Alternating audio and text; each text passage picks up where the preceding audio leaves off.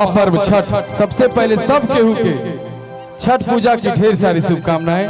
संपूर्ण देशवासी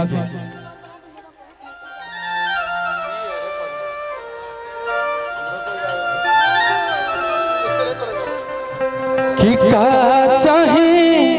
बास के बहंगिया क्या बात है। बहंगी लचकत जाए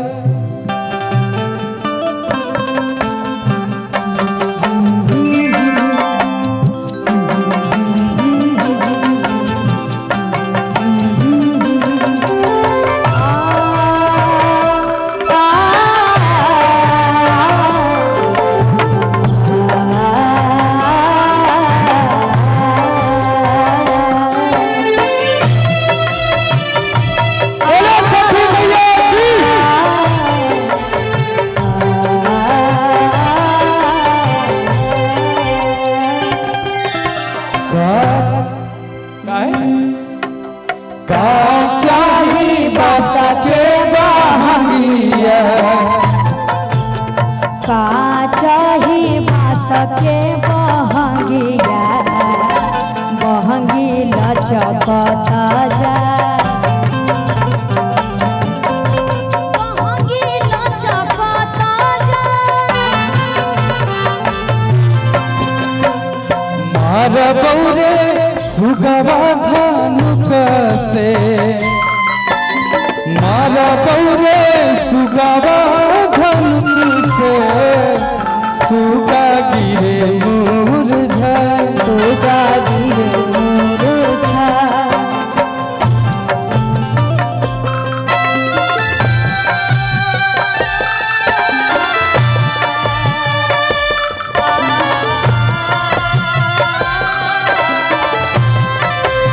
जय हो छठी मैया।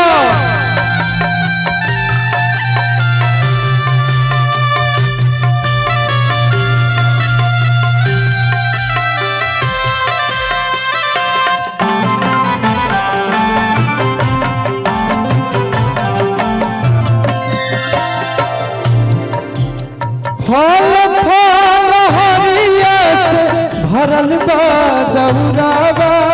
फल फल हरिया से भरल बा दौरिया ले लिहिया रात सूरज उगना पुरबावा ये काला सुखवाद मखौगिना पुरबिया फल फल हरिया से भरल बा दौरावा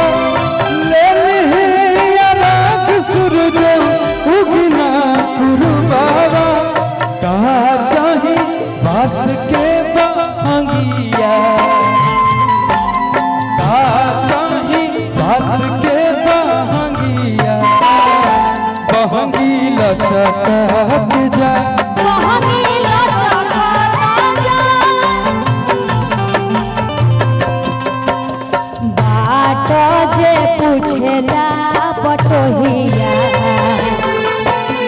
बाट जे पूछेला बटोहिया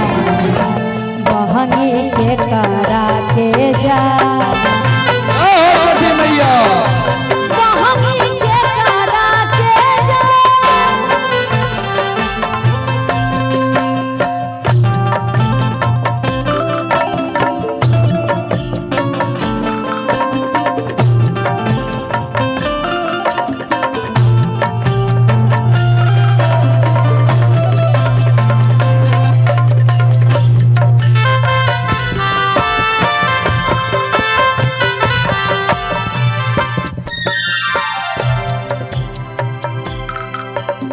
छोटा का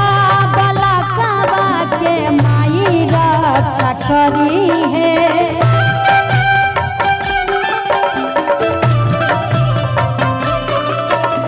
भूखल तिवैया के अन्न धन से भरी है